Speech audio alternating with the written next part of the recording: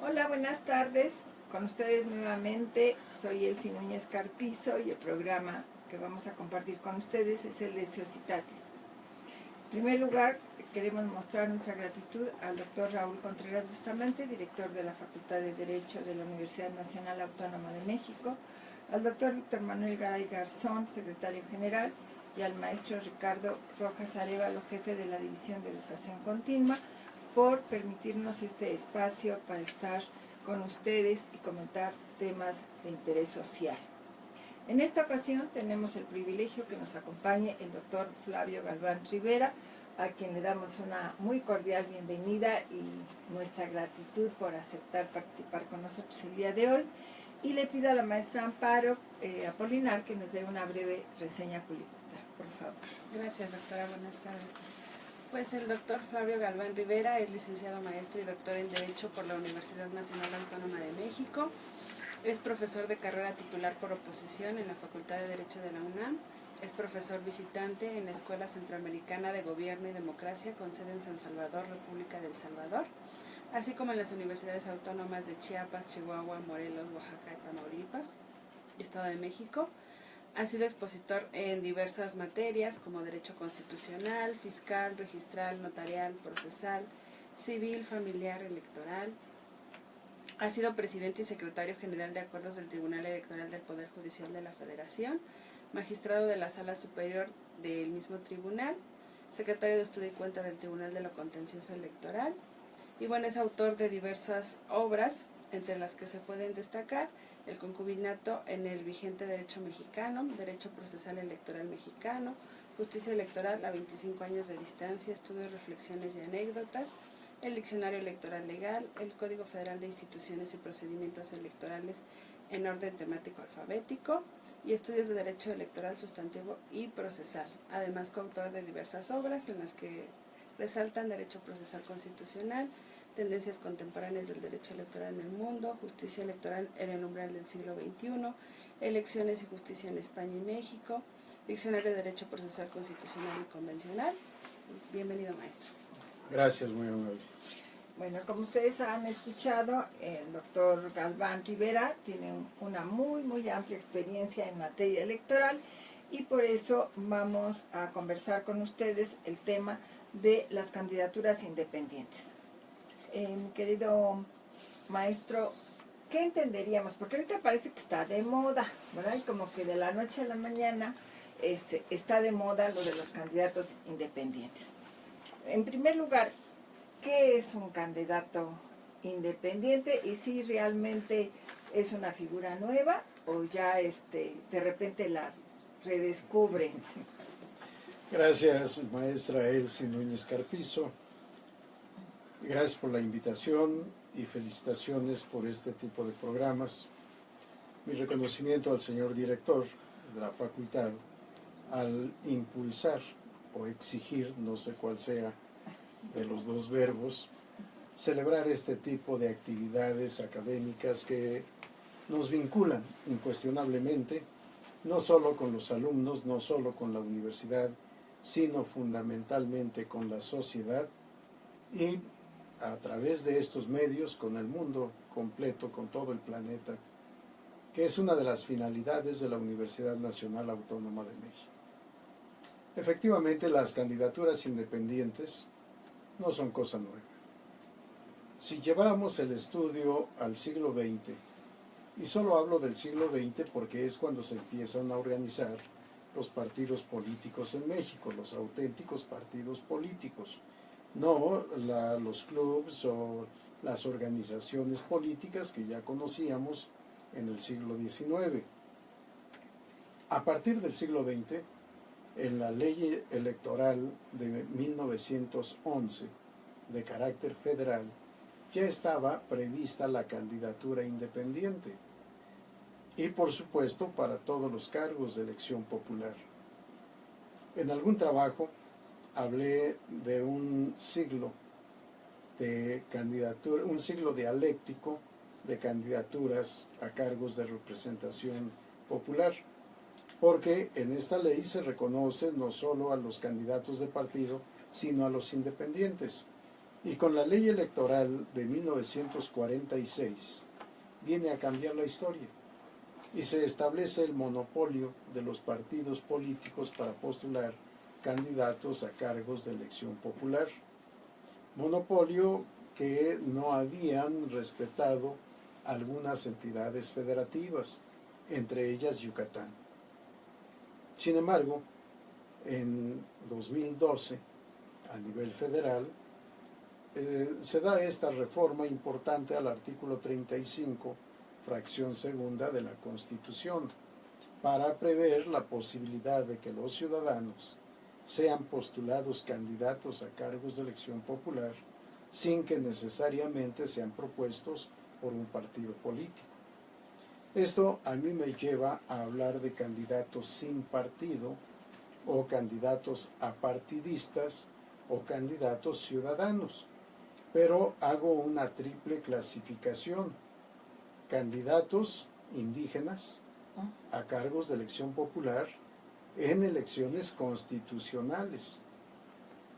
En el estado de Oaxaca, 417 municipios eligen a los integrantes de ayuntamiento por usos y costumbres.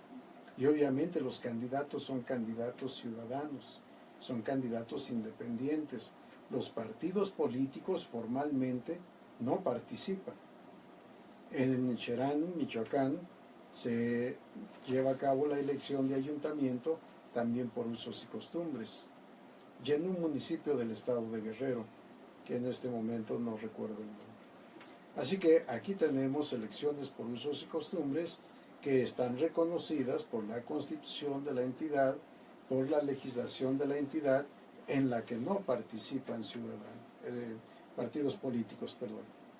Y tenemos otra especie de candidato independiente, que he denominado el más independiente de los candidatos independientes, que es el candidato no registrado, del que casi nadie habla, del que nadie se ocupa. Pero el contador González Torres, identificado como Dr. Simi en La Voz Popular, y él se autoidentifica así también, fue candidato independiente en 2006. Pudo hacer campaña, obtuvo votos, no los suficientes para ganar la elección, a diferencia de lo que tenemos en la historia de México. En 1998, en Santander, Tamaulipas, un grupo de ciudadanos integraron una planilla de candidatos al ayuntamiento de su municipio sin haberse registrado. Fue una mujer la que encabezaba ese grupo, ella en su calidad de candidata a presidenta municipal. Fue interesante ver cómo los ciudadanos votaron por ese grupo de candidatos no registrados y obtuvieron el mayor número de votos. La candidata a presidenta municipal, María del Rosario Elizondo Salinas. Su grupo obtuvo 1,890 votos. La planilla postulada por el Partido Revolucionario Institucional obtuvo 1,743 votos. De tal suerte que al haber obtenido el mayor número de votos, el grupo de ciudadanos no registrados obtuvo su constancia de mayoría y validez.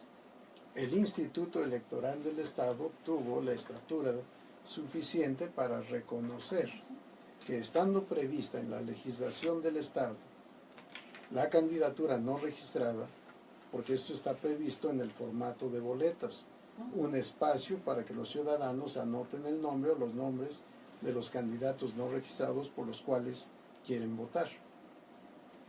Estos votos son válidos y, al haber sido el mayor número, le dio el triunfo a los candidatos no registrados. No conforme, el PRI promovió su recurso de inconformidad del que conoció la segunda sala unitaria del Tribunal Estatal Electoral de Tamaulipas.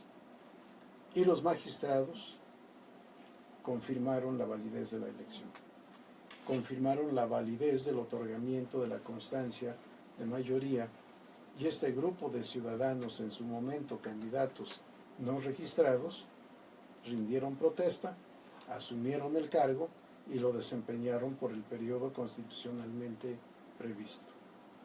Ahora pareciera una gran novedad la candidatura independiente. Subsiste la candidatura no registrada. Y yo espero que no haya algún iluminado que quiera hacer campaña para candidato a presidente de la República o como candidato a presidente de la República, y lo que es peor, que el malestar social induzca a votar por ese candidato no registrado. Para mí no se le puede negar que los votos que tenga emitidos por los ciudadanos de manera libre y consciente valgan, y que el triunfo tenga que ser reconocido. El Instituto Nacional Electoral en 2016 cometió el error de decirle a un ciudadano que solo hay dos tipos de candidatos: el candidato postulado por partido político y el candidato independiente registrado ante el propio instituto federal o locales, en este caso el federal, o nacional como ahora es, contrariamente al sistema federalista que se supone debería prevalecer también en la materia. Este ciudadano que hizo la consulta indujo la respuesta, porque en su consulta les dijo: para mí existen tres tipos de candidatos: el candidato de partido, el candidato independiente y el candidato no registrado conforme a la legislación vigente. Y tenía razón, pero el instituto le contestó que solo dos. Y desafortunadamente la Sala Superior del Tribunal Electoral, en sentencia que dictó el 1 de junio de 2016, confirmó esta respuesta.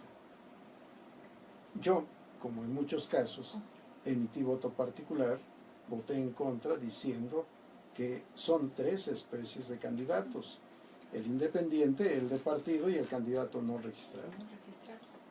Este es un tema interesante que espero en otra ocasión nos lleve a una plática diferente.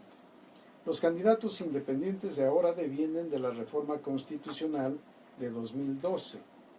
Ya pueden los ciudadanos postularse o autopostularse. Realmente el sistema que tenemos actualmente en vigor es anárquico. Para mí es una caricatura de institución jurídica. ¿Por qué? Porque a cualquiera que se le ocurra se puede levantar inspirado, obviamente atendiendo a la convocatoria, y decirle Instituto Nacional Electoral o Instituto Nacional Electoral por conducto de la Junta Local Ejecutiva en cada entidad o de la Junta Distrital en cada entidad, según se trate de aspirantes a candidatos a presidente, a senador o a diputado. Es distinta la vía de presentación de la manifestación. Uno se levanta inspirado y le dice: yo quiero ser candidato a presidente de la República. Anoche soñé que transformaba yo al país y que este se volvía un país de derecho, sin corrupción, sin impunidad, sin miseria. Va y manifiesta su voluntad de que quiere ser candidato, previa convocatoria, por supuesto. ¿Qué es lo que necesita este iluminado? Pues constituir una asociación civil. ¿Con qué estatuto? El que elabora el Instituto Nacional Electoral. Todos los que quieran ser aspirantes a candidato independiente tienen que constituir una asociación civil, y el estatuto modelo y único, establece la ley, es el que elabora el Instituto Nacional Electoral.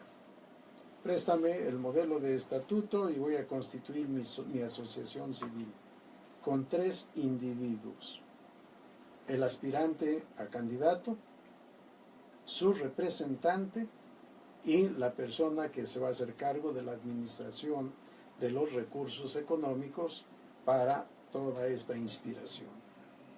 Con los tres constituye su asociación civil, va ante la Secretaría de Hacienda y Crédito Público para registrarse como asociación civil, decirle la finalidad, para que pueda ser inscrito como integrante del Registro Federal de Contribuyentes, obtener su registro correspondiente y presentar la constancia ante el Instituto Nacional Electoral.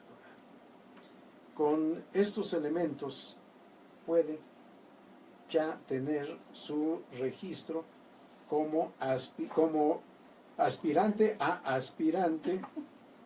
a candidato independiente. ¿Por qué? Porque primero tiene el instituto que revisar que satisface estos requisitos. Si los satisface, entonces le da la calidad de aspirante a candidato.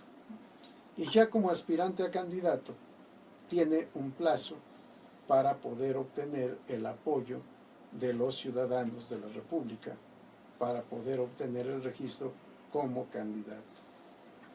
Que aquí viene un tema interesante del que ahora muchos se están quejando.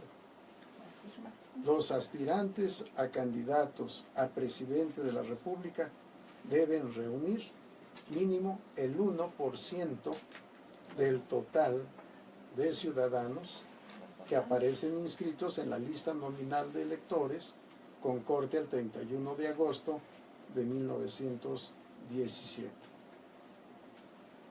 Parecieran muchos. Son 866.593 ciudadanos.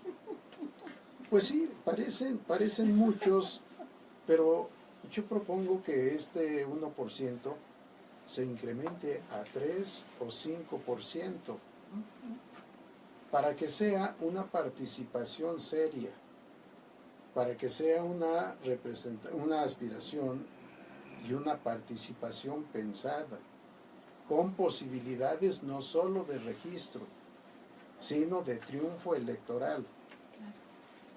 Porque si esto no se hace así, pues entonces resulta que vamos, como decimos muchas veces, a la fiesta de la democracia. Y cada quien asume en la fiesta de la democracia el papel que quiere, la conducta que quiera asumir, en tanto sea lícita, en tanto no sea contraria a la moral o al derecho. Mi querido Flavio, Sí. voy a tener que interrumpirte, estoy encantada, ya me has dado opción de muchas inquietudes que en un momento te voy a preguntar. Le voy a dar paso a nuestra pausa y de inmediato a la maestra Amparo, que nos va a recomendar alguna película como es costumbre en este programa. Gracias, regresamos con ustedes. Se suspende Se suspende porque No, hace... se correcto, continúa sin Pero aquí seguimos. Pero ahí Sí. sí, un mundo nos vigila. Bueno, todo eso queda grabado, entonces no podemos bromear. No, si puedes bromear. Es un tema interesante lo que tú dijiste, está de moda. No, pero ya tengo alguna pregunta que El hacerte. número total de aspirantes, sí. Sí. Sí, yo lo tengo por aquí, 86 tengo yo para este año. Sí, para presidente de la 86 República. candidatos. 87. Ah, bueno, yo tenía 86. Sí, los 48, sí me acuerdo yo. 86 tenía yo. 87 y 48. Son los datos del Instituto Nacional. Sí. Tenía 86. 38 fueron los que, o 40. 48. No, originalmente. No, originalmente son los 87, Los que 86. cumplieron.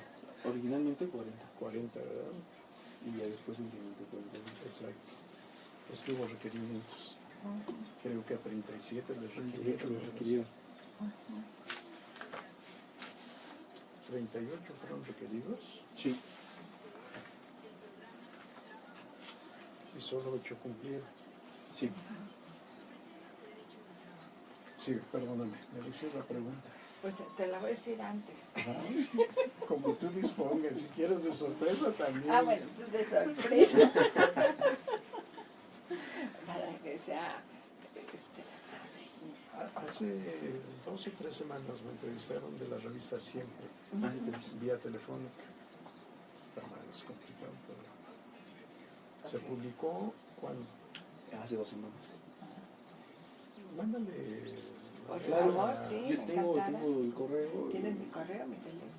Incluso el WhatsApp se lo hacen a mí. Sí, perfectísimo. Si quieres te mando, si te sirve para el seminario, te mando los artículos que he estado escribiendo Por sobre favor, la materia. sí. Se publican cada fin de semana. Sí, pues, para que estemos atentas, porque sí, luego llegan, sobre todo chicos que quieren información para Sí. tesis.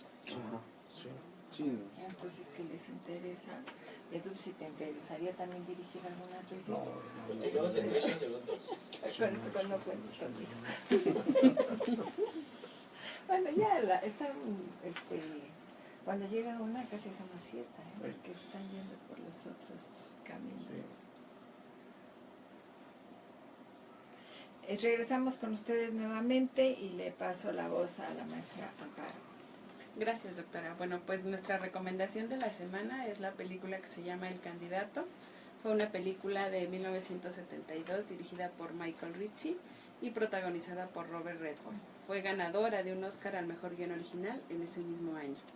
¿De qué va la película? Bueno, pues nos cuenta la historia de Bill McKay, un joven abogado comprometido socialmente que se dedica a la defensa de los derechos civiles, a la asistencia legal y a la ecología. Un día es abordado por un astuto asesor político del Partido Demócrata y es convencido para postularse como senador en contra del titular republicano. Bill es el hijo de un exgobernador de California, por tanto ha vivido la política, sin embargo se ha mantenido siempre al margen, ¿no? Sin embargo es convencido por este asesor de que no tiene nada que perder y que, bueno, contra este titular republicano, pues posiblemente sea realmente el perdedor. Sin embargo, él lo ve como una oportunidad de poder expresar sus ideas en contra precisamente de la política vigente. Y bueno, pues una vez que decide aceptar, pues todos sus asesores arman una estrategia, tanto en medios de comunicación, en medios empresariales, para que tenga el mayor éxito posible. Y precisamente el discurso por los favorecidos, por los desfavorecidos y la visión honesta de la política desencadenan en una intención de voto inesperada. Esto es, los ciudadanos ven en él realmente una oportunidad de cambio y pues le dan el voto, ¿no? Y contra todos los pronósticos que se podían plantear, pues él resulta ganador. Sin embargo, al final la película nos plantea la pregunta, ¿no? Bueno, ya gané, ¿y ahora qué? Entonces es una muy buena opción. Gracias, doctora. Bueno, mi querido Flavio, estaba yo en esas inquietudes que me han surgido y sobre todo de esta diferencia entre los candidatos ciudadanos y los no registrados. Como bien nos has explicado muy claramente, estos candidatos requieren de llenar una serie de requisitos y hacer su procedimiento para ser aspirantes de candidatos. Pero si pensamos, por ejemplo, en una persona que dijera, bueno, pues son demasiados requisitos y yo no los cumplo, o en este momento ya están tan cerca las fechas que sabemos que ya concluyeron, pero puedo ponerme a hacer una campaña, a ver si me explico lo que te quiero decir, sin estar registrado y que al final las personas votaran por mí.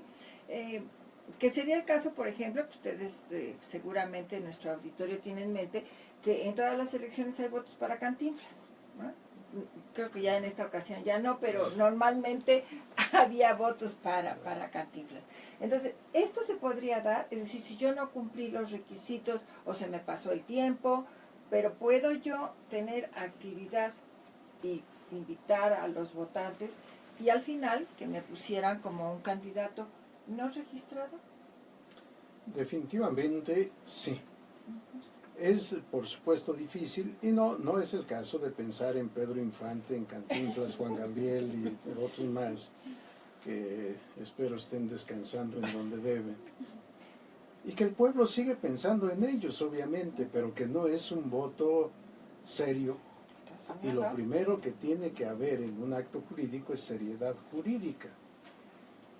Cuando se vota por un candidato no registrado, que realmente represente una corriente de opinión, una forma de ser y de deber ser o de querer ser, para mí que habría seriedad.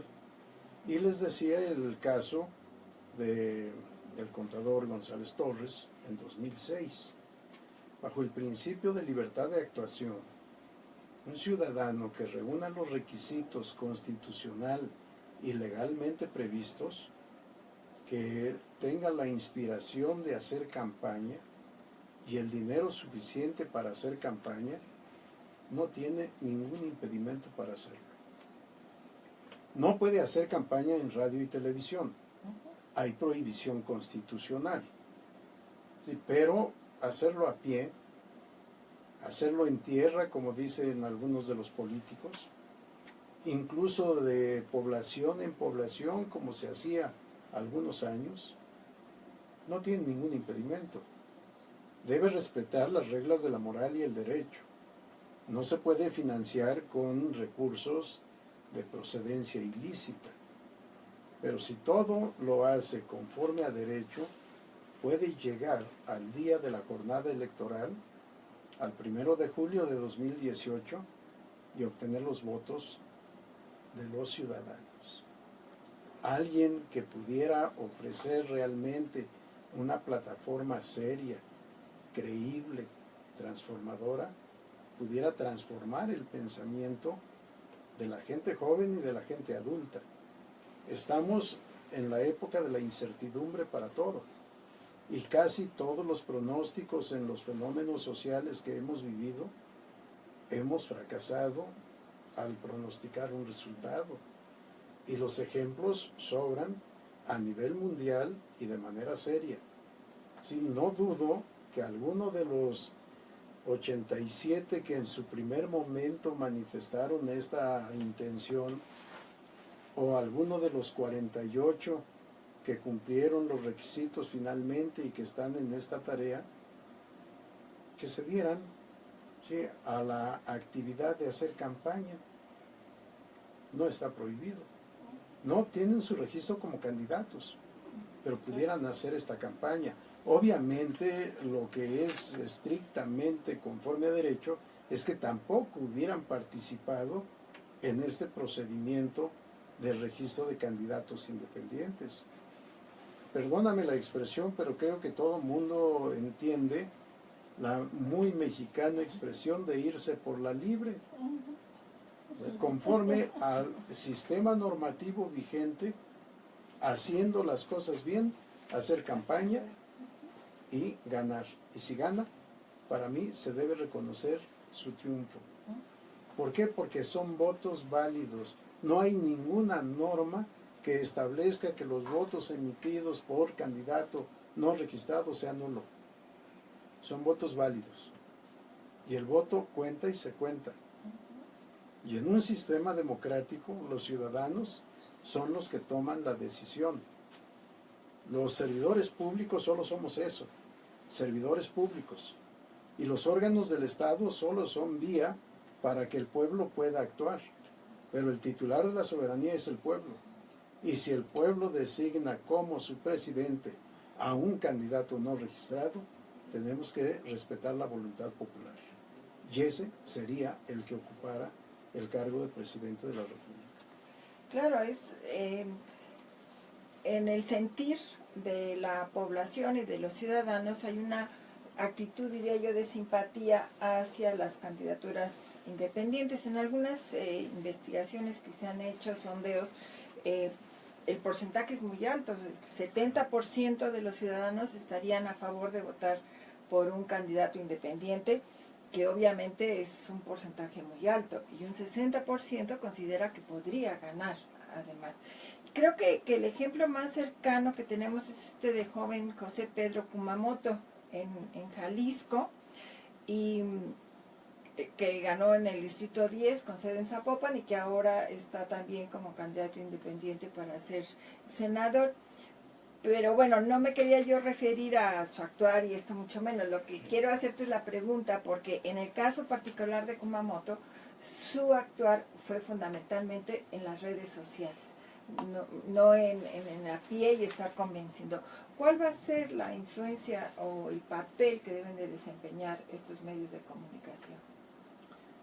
Es un papel sumamente importante. Si volteamos la mirada hacia el norte de la República, vamos a encontrar el ejemplo de Obama, cómo llegó fundamentalmente por la actividad a través de las redes sociales y cómo estas redes han jugado un papel importante no solo a favor, sino también en contra. Sí, tiene muchas facetas que se tienen que analizar, que se deben explotar. Y además, aquí estamos en un lugar que pareciera como el mar en donde no hay soberanía de ningún estado, fuera del mar territorial, porque no hay normas que regulen la actividad en redes sociales. Yo he estado en contra de esta idea y emití muchos votos particulares en ese sentido. Para mí no importa el medio, lo que importa es la actividad. Si a través de las redes sociales hago campaña electoral, estoy haciendo campaña electoral. Y si esto tiene un costo económico, es un costo que se debe sumar a los gastos de campaña. Pero igual en redes sociales tengo que respetar las reglas de no insulto, ¿sí?, de no injuria, en fin, todas las reglas que se ocupan de la campaña electoral. No puedo decir, como dijo alguno de mis compañeros magistrados en sesión pública, las redes sociales son como el ágora actual, en donde libremente puedo decir lo que quiera. No, en ninguna parte, en un Estado de Derecho, en ninguna parte podemos decir lo que queramos. O a lo mejor en el baño de nuestra casa, estando solos, y podemos decir lo que queramos, tal vez. Pero ni ahí, porque estamos dentro de un núcleo social en donde está la esposa o la pareja en términos generales, en donde pueden estar los hijos, en donde la conducta tiene que ser igualmente moral y conforme a derecho que en cualquier otra parte. Las redes sociales para mí es un elemento sumamente importante. Es cierto, ahí está el ejemplo de Kumamoto, pero no solo el de Kumamoto. Si volteamos a Europa, vamos a encontrar también cómo ha influido las redes sociales en la difusión de formas de pensar y de formas de votar. De tal suerte que efectivamente en México, en el México de ahora, en el México del 1 de julio de 2018, seguramente la influencia y la consecuencia de esa influencia va a ser sumamente importante. Ahora todo el mundo trae un celular, todo el mundo puede mandar y recibir mensajes, por tanto la comunicación es inmediata. Ya no hace falta la televisión. Es más, tanto promocional inútil y sin contenido hace que muchas personas apaguen el televisor. Mi hija me preguntó un día, papá, ¿cuándo acabará de la transmisión de promocionales de los partidos? Le dije, ¿cuándo? Y le pregunté, ¿por qué? Me dijo, para poder prender la televisión. Sí, ¿por qué? Porque es molesto escuchar mensajes que no tienen ningún sentido. Esta parte también se tiene que reformar. En los medios sociales no tenemos esa molestia, no hay esa interferencia, la comunicación es inmediata, la respuesta es mucho más rápida y por tanto la información y las tendencias se transmiten con mayor velocidad. Yo creo que la importancia va a ser mucha. Ahora, en el caso de las candidaturas independientes, pienso que hay una sensación en la ciudadanía de inclinarse a estas candidaturas independientes porque hay un desencanto con los partidos políticos. ¿Cuál es tu criterio en relación a esto? Definitivamente para mí la candidatura independiente fue una válvula de escape y quizá por eso lo mal regulado que está, porque solo fue una forma de pretextar, darle cauce a la inquietud de la sociedad. No es un sistema que esté bien regulado, no es una institución que esté bien regulada. Decía yo hace unos minutos en cuanto a la asociación civil, ¿por qué constituir la asociación civil el día en que voy a ir a manifestar mi intención de ser candidato? ¿Por qué no pedir que sean organizaciones que estén formadas, que estén constituidas incluso con antelación? Organizaciones de ciudadanos que realmente tengan presencia en la conciencia nacional. Sí, hay muchos temas, pero efectivamente es una reacción de la sociedad, de los ciudadanos, en contra de los partidos políticos. Hemos escuchado en elecciones anteriores el movimiento anulacionista del voto. Ante partidos políticos nulos, voto nulo.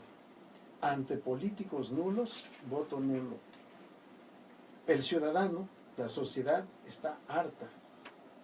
El señor presidente de la República ha hablado de ese malestar social, porque efectivamente hay un malestar social. Si vemos la consecuencia de los sismos de septiembre de este año, ¿qué es lo que se dibuja en el panorama nacional? Miseria e ignorancia. ¿Cuántos miles de millones de pesos necesitamos para reconstruir lo que fue destruido por la naturaleza?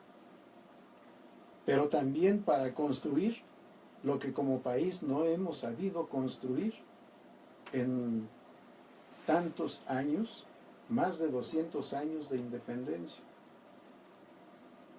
Me recuerda mucho la Constitución de Cádiz, su artículo 13. El fin del gobierno es la felicidad del pueblo. Decía más de 200 años de independencia, ¿y en dónde ha quedado la felicidad del pueblo? La Constitución, cuando establece que la soberanía reside en la nación y que todo poder dimana del pueblo y se instituye en beneficio de éste, me pregunto que en dónde perdimos la brújula. ¿Por qué el gobierno no se ha instituido en beneficio del pueblo? De ahí una respuesta a la candidatura independiente. Sí, al final del descrédito o la falta de credibilidad de los partidos. Vamos a una pequeña pausa y regresamos con ustedes. Gracias. Estamos en corte, continuamos en 3 minutos. Muy bien. Te veo ojitos de sorpresa, Elsie. ¿No me habías escuchado antes? No, sí, estoy encantada, pues si te conozco de hace No, pues, tiempo y seguí, sé de tu actuar, querido. Sé de tu actuar y reconocido además. Emití más de 1000 votos particulares en los 10 años que estuve como magistrado. Yo no sabía la contabilidad y no te llevo la estadística, pero sí sabía y conozco que en muchos casos te manifestaste de forma independiente y con un criterio jurídico, ¿no? Que al final eso es lo importante, porque parece que se pierde en el camino. Además la integración que había era mucho mejor de lo que está ahora, con mucha pena, tengo que decir. Y por no hablar de otras instituciones que están nuestros colegas abogados, ¿no? Mándale el artículo que se va a publicar este fin de semana. Sí. No, porque Es Le envío los últimos Sí, 3 no, que pero estén relacionados con el tema. excelente. Y el de este fin de semana, en cuanto esté publicado, Porque se eso lo envío. no sabes nada de su contenido. No tomo por sorpresa, Sí. muchas Bueno. veces le hablamos maestro. No, es que fíjate que, o sea, por eso te digo, y conozco tu actuar de este tiempo y sé que eres hombre de una pieza, ¿no? Gracias. Entonces, cuando ven que las ridículas que están haciendo ahorita, te da coraje. Entonces, oye, pues no pareces abogado, de verdad que estudiaste para abogado, porque hacen unas cosas que te echas. No, la señora Corte, como decía uno de mis maestros, está para llorar. No, da pena. Lo que acaban de decir de telecomunicaciones, No, te quedas de derogar la tarifa cero y darle a ganar a Slim. Sí. No porque sea Slim, sino porque, ¿cómo le dices al legislativo? Tú no tienes facultades para legislar en esa materia, es del Instituto Federal de Telecomunicaciones. La Corte está legislando el motor del asunto. Pero ojalá lo hiciera bien. No, pues eso Pues sí. sí.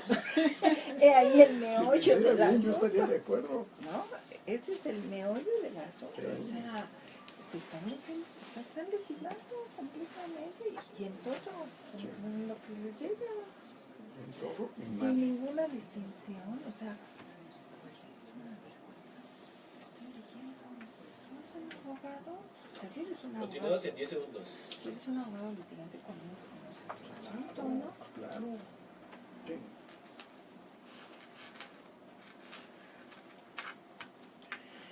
Estamos con ustedes nuevamente y cedo el uso de la palabra a la maestra Amparo para otra sugerencia de película para que este fin de semana ustedes disfruten alguna de ellas. Gracias, doctora. Bueno, precisamente hablando de la importancia de los medios de comunicación, una película que aborda este tema es Todos los hombres del presidente, que es una película de 1976 dirigida por Alan Pakula y protagonizada por Robert Redford y Dustin Hoffman. Esta película se basa precisamente en el libro homónimo Todos los hombres del presidente, publicado en 1974 y escrito por Carl Weinstein y Bob Woodward, dos periodistas de The Washington Post que investigaron precisamente el escándalo que todos conocemos como Watergate y que obligó a Richard Nixon a dimitir como presidente de los Estados Unidos. Esta película fue ganadora de 4 premios Oscar en 1977, al mejor actor secundario, a la mejor dirección de arte, al mejor sonido y al mejor guión. En 2010 fue incluida entre los filmes que preserva el Registro Nacional de Filmes de la Biblioteca del Congreso de Estados Unidos por ser considerada cultural, histórica o estéticamente significativa. Y precisamente la película sigue toda la historia de estos dos hombres que investigaron el caso Watergate. No solo, ¿verdad?, todas las investigaciones que tuvieron que hacer, sino también buscar el respaldo de los directivos del periódico para dar a conocer toda la noticia. Es nuestra siguiente recomendación. Gracias. En este caso, y volviendo a nuestros comentarios del día de hoy de las candidaturas independientes, y con el número tan grande que se dio de las candidaturas independientes y que estamos en este momento en el proceso de que reúnan el apoyo del ciudadano que se requiere y que ya nos has expresado tu pensamiento. Aquí me surge una pregunta. Si un candidato de estos aspirantes no reúne, sin querer ser negativa, ¿no?, es hipotéticamente, no reúne las firmas, ¿podría ser asumido por un partido político o hay alguna prohibición de la ley de que si trató de ser candidato independiente, luego no puede estar participando por un partido político? Es un tema complejo, Elsie. Sí, no hay prohibición, en tanto no sea candidato. Una vez que es registrado candidato independiente, ningún partido político lo puede postular como candidato. Sin embargo, si no alcanza este requisito o desiste, y es una hipótesis que desafortunadamente la realidad nos está dando fundamento para sustentarla. Voy a dar solo 2 o 3 datos. Margarita Zavala, hasta el día de ayer, al corte que hizo el Instituto Nacional Electoral a las 6 de la tarde, tenía 72.746 constancias de apoyo ciudadano, o 72.746 ciudadanos que la habían apoyado. Jaime Rodríguez tenía 64.885. María de Jesús Patricio, 22.340. Armando Ríos Peter, 16.240. Y Pedro Ferriz de Con, 13.555. Debería tener cada uno de ellos, a esta fecha, después de 22 días que han transcurrido, deberían de tener 158.884 cada uno. Entonces esto ya nos da idea de, claro, faltan varios días, yo espero que la actividad se multiplique, que los ciudadanos, si es que están interesados, despierten y se manifiesten, pero hay 3 de los 48 que tienen 3 firmas de apoyo. Uno tiene 4, otro tiene 5 y 3 no tienen ni una manifestación de apoyo. Por eso decía de la necesidad de una situación seria para que pueda participar realmente aquel, y cuidado, iba a decir, y lo voy a decir, aquel que tenga presencia nacional, pero cuidado, no vayamos a volver al caudillismo o al mesianismo o alguna otra forma desviada de ser y de actuar, porque si nos descuidamos y votamos solo con las vísceras, excluido el corazón, el 1 de julio de 2018, podemos vivir una sorpresa terrible. Espero que esto no dé motivo a otra película que tendrá que ser de terror, porque no podría ser de otra manera. Sí, la situación que estamos viviendo no es halagüeña, no nos está diciendo que vaya a triunfar la candidatura independiente, ni siquiera en la recepción del apoyo necesario. Hacía algunas cuentas de si los 48 pudieran obtener el 1% de apoyo ciudadano, ¿cuántos ciudadanos estarían participando solo en este apoyo? Serían 41.596.464.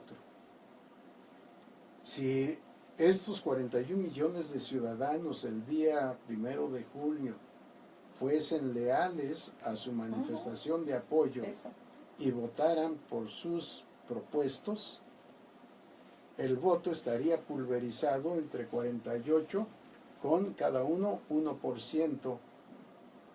Pero si vota aproximadamente el 50 o 60% del total de ciudadanos inscritos en la lista nominal de electores, es decir, entre 43 y en el mejor de los casos 50 millones de ciudadanos, ¿con qué porcentaje de votos estaría ganando el triunfador? ¿Qué porcentaje de votos representaría? Hemos estado viendo que normalmente los que triunfan con aproximadamente el 30% de votos, 35 en el mejor de los casos. De estos 10 millones de ciudadanos que no votaron por los independientes, que la tercera parte vote por el triunfador, algo así como 3 o 4 millones para obtener el triunfo, 4 millones de votos de 86 millones. Es una situación que nos debe poner a pensar. Claro, es una situación catastrófica que por lo que estamos viviendo ahora no se va a dar. Pero aún así, aun cuando el triunfador llegara con el 50 o 60% de votos de los ciudadanos, pues cuando menos el 40%, 4 de cada 10, no estaría votando. Si de esos 6 que votan, el triunfador tiene el 33%, pues serían aproximadamente 2 de cada 10. ¿En dónde queda la legitimación política? ¿Y en dónde queda el sistema de democracia representativa? El que representa a 2 de 10, ¿realmente está legitimado políticamente para gobernar al país? Sí. Son muchos los cuestionamientos, Elsie, que nos trae el tema de elecciones, ya no solo la candidatura independiente, que por lo que veo está perdida, va a ser un ejercicio ineficaz, solo el desahogo de algunos que, habiendo militado muchos años en sus partidos políticos, se han separado porque no tuvieron la oportunidad o no tienen la oportunidad de obtener la candidatura. Y entonces, pues recurren a esta institución mal hecha, mal programada y peor practicada. La candidatura independiente no es la solución en un sistema democrático. Para mí, la solución es el fortalecimiento del sistema de partidos políticos. Pero tienen que empezar por dentro. Tiene que haber asepsia en los partidos políticos. Y tiene que haber un cambio de conducta en los políticos. Si seguimos con la política práctica, diaria, cotidiana que estamos viviendo de parte de los partidos y de cada una de las personas que participan en esta actividad, no sé si vamos a llegar a un régimen de anarquía, a un régimen de desorden. Yo espero que no. Claro, al final hay un desencanto, como decíamos, muy importante hacia los partidos políticos por una parte, pero para la otra, como bien dices, de los funcionarios, de los gobernantes, ¿no? Que tenemos actualmente los niveles más bajos de aceptación de una administración pública, lo cual es muy preocupante. Ahora, sabemos que el votante urbano y escolarizado es el que normalmente anula el voto o no asiste a este derecho. En este sentido, los jóvenes van a tener una participación muy importante. Y bueno, no voy a calificar la experiencia anterior en que votaron los jóvenes, pero con tu experiencia, ¿qué perspectiva tendrían los jóvenes y qué les podríamos señalar? Es decir, porque al final, como bien señalas, a medida que se acercan más a las elecciones, la persona piensa que con no ir a votar favorece o que anule su voto en el momento de ir a la urna. ¿Qué podemos hacer ante esta realidad también que sobre todo el joven de alguna manera o no quiere saber nada o ya no se interesa, ¿no? Sí. Desafortunadamente a eso ha orillado el sistema que hemos vivido. Una de mis hijas se niega a usar incluso su credencial para votar. Para identificación, tengo el pasaporte o cualquier otro documento. Su credencial ha caducado, no quiere renovarlo. ¿Por qué? Porque no creen en el sistema. Y esta es la forma de pensar de mucha gente joven, y no solo los jóvenes. Pero anular el voto no es la solución, porque anular el voto es un no voto, al final de cuentas. Claro, si encontramos un porcentaje altísimo de votos anulados, habría que pensar en qué hacer con la elección en donde los votos nulos sean más que los votos válidos, con independencia de la división de los votos válidos entre los candidatos que participen. No, yo creo que tenemos que hacer conciencia, despertar la conciencia de todos los ciudadanos jóvenes y de todas las edades, mujeres y hombres, todos, de que es necesario votar. Y si el panorama de candidaturas no es lo que quisiéramos, perdón la expresión, pero creo que debemos escoger por el menos malo. Y en estas circunstancias pensar en el país que queremos y exigir el cumplimiento de aquello a que se comprometieron en la campaña electoral y al registrar su plataforma electoral. Pero sobre todo, y algo más sencillo, respetar y cumplir la Constitución, respetar y cumplir la legislación vigente, que las autoridades, quienes ocupan estos cargos de autoridad, ejerzan sus funciones, que no estemos en la situación comodina de cerrar los ojos, no ver y dejar pasar. No se puede actuar de esa manera. Tenemos la responsabilidad del mandato que el pueblo nos da y no podemos permitir el ambiente de corrupción y de impunidad que existe actualmente. Si tenemos que cambiar el panorama, tenemos que cambiar la actuación de todos. Todos tenemos que participar y debemos exigir. Y los que estamos en la parte del servicio público debemos asumir la responsabilidad de cumplir y de cumplir honestamente. Tratar de difundir valores éticos, los valores morales que se han perdido. Parece que ahora lo contrario, bueno, me recuerda aquella canción de hace algunos años, de algunas décadas, para los niños, el mundo del revés. Estamos viviendo el mundo del revés, en donde el valor no vale, sino que el disvalor es lo que pretende ser la moneda de cambio y es lo que se pretende alcanzar para una vida cómoda, para el bienestar individual, con independencia de lo que pase con la sociedad, de lo que pase con el pueblo.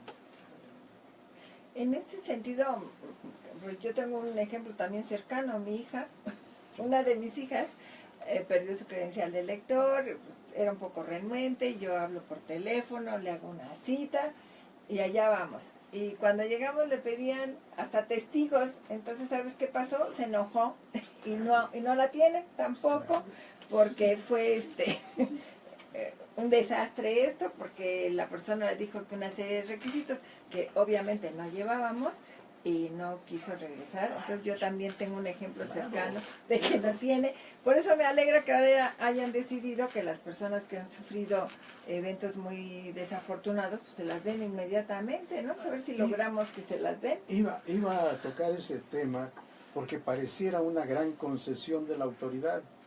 Si ya el Instituto Nacional Electoral tiene los datos biométricos de cada uno de los inscritos en la lista nominal de electores, todos deberíamos de obtener nuestra credencial solo con la huella digital o cualquier otro elemento biométrico que ellos pueden constatar. Entonces no es una gracia, es lo que deberían de hacer para todos, no solo para aquellos que viven, que están domiciliados en los lugares donde hubo desastre. Debe ser para todos los ciudadanos. Claro, y fíjate, aquí de los que somos dos tenemos ejemplos de que están renuentes con la credencial de elector precisamente por los requerimientos. O sea, realmente mi hija se enojó, ya ves, porque venir y complacerte, hasta testigos le pedían. Pues esto se nos ha ido muy brevemente. Mi gratitud eterna, Flavio, por acompañarnos. Nos has ilustrado, se ha puesto de manifiesto tu experiencia en estos temas tan importantes y los esperamos a ustedes la próxima semana en nuestro programa Societatis. Muchas gracias.